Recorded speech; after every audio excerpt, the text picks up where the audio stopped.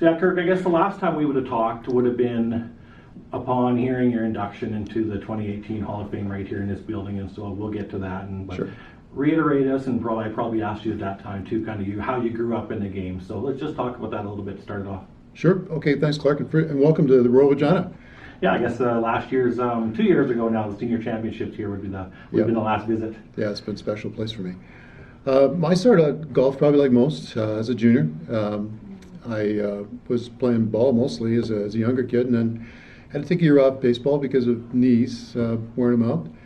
So I tried golf. I picked up my father's clubs and played a year out at the old gyro out at the airport that's only there, the old Sand course. And from that point on, I just enjoyed it. And my mom got me a membership at the Wascana Club, rather, and played out there as a junior and then as a full member for a while. And you know, it's one of those things where it just became a love for me. I had a chance to play a great golf course, great membership, and had a group of players out there that were the same age, and we kind of developed together, and we played against each other, and it made it very competitive. So it was a good experience. Good. So did skill come naturally? Did you have to practice a lot? Because only, like, I guess you started at about 11-ish and already on a team at 15, I believe. So that's a quick progression. You know, I picked it up, but I don't think I had a whole lot of natural ability. I used to play a lot. My mom dropped me off at 8 o'clock in the morning. I'd play 18 holes, and then I'd come out and have a plate of fries and play in the afternoon, and then she'd pick me up at 5 o'clock. So just the repetition, I think, helped me a lot. And as I said, the competition at the club was good, and we all wanted to play competitive golf. So we got in it, and so I think progressed based on a lot of hard work, frankly. Do you remember your very first competitive actual keep score tournament? Yeah, I played the city junior championship, and my first experience thought I was going to go in there and beat the band, and ended up shooting about 103. So it was, you know, it's a learning experience, and that's what golf is. You have to start somewhere, and you have to learn, and sometimes the losses are more useful than the wins. Yeah, for sure. When did you finally start to realize that, you know, there could be some opportunities to travel and really see a lot of places with using the game? Yeah, the local newspapers actually had a tournament that was played in Winnipeg, and they chose a team out of Saskatchewan, one out of Winnipeg, and had a chance to make that team at, I think, 15 and 16. So great experience. Got a chance to get beat badly by Dan Halderson, who I think you probably remember as a PGA player. But it was a chance to play different places and really different experiences. For sure. Then you progressed on to some national teams and doing pretty well. I think Montreal might be was that the highlight?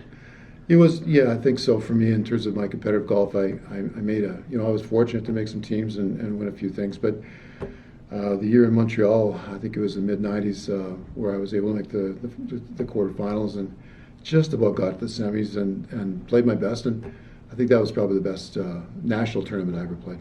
It continued though, and I mean, I'm going to ask about your family as well. If there was any, you know, gaps in your race and kids were not, but even into the mid-amateur range, you were still competitive and must have played a lot still. Yeah, and you make a really good point, Clark. Is that, you know, there's a balance here, and I think all of amateur golf in Saskatchewan is about family and then work and then golf, and you try to make the right mix, the right balance. And some years, because of either family, which comes first, or your work, you have to take a year off, or you have to scale it back a little bit.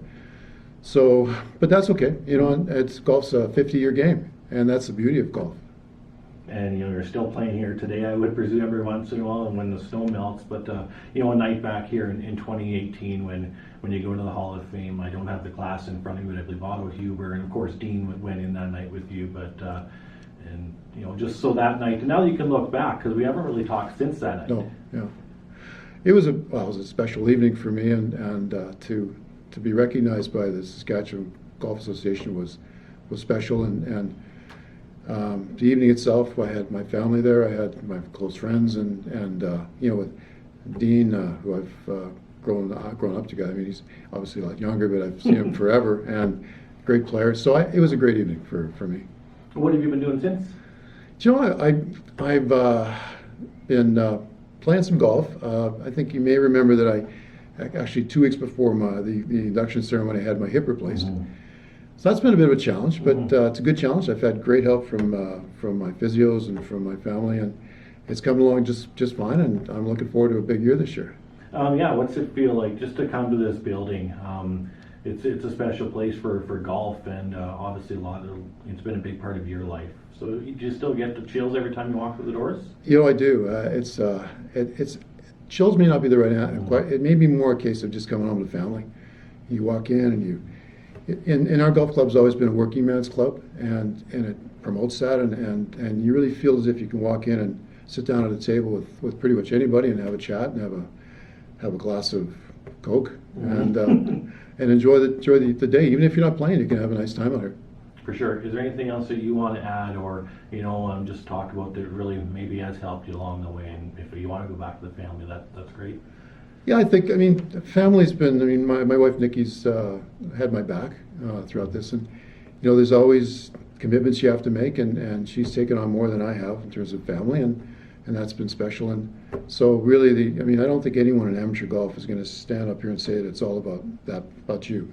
It's always someone behind you and people behind you that really take care of you. Is that what makes golf special too? Well, it is, and she's now playing. Yeah. She plays. She's a member at the golf club here. She loves the game, and so it's become a very much something we can do together. And family and golf have been two priorities in my life, and they've worked perfectly together. That's great. This is going to be a timely piece because of video and YouTube now. We're going to have it for a long time, but at the time right now, would you and your wife be down south in some warmer climate playing golf, or is that a regular thing for you guys, and it doesn't really matter about travel right now? Do you know, we've done some trips. We don't have a place down in the States. We've done some trips. We enjoy being in Canada. We enjoy going to the coast, Victoria, Vancouver, Victoria particularly, to see family, and you can play golf out there. It's a bit cold at times, but I probably would have spent a month in the United States, but it's a small sacrifice compared to what most people have had to go through. Yeah, oh, absolutely. And you can swing upstairs. When you go to Victoria, do you ever reach out to a guy you might know by the name of Lindsay Bernikavich? Lindsay, I actually got an email from him when I was inducted, and he congratulated me because he's a class guy, and he said, anytime you're out here, come out and we'll play. And I haven't taken advantage of that yet, but I'd love to do that. Sounds good. Maybe he'll see this and he'll reach out again. Yeah, well, that would be great. Congratulations on a great career again, Kirk. As I said, we heard all about it in 2018, but it's nice to refresh and chat and hear a little bit more. Thanks, Clark.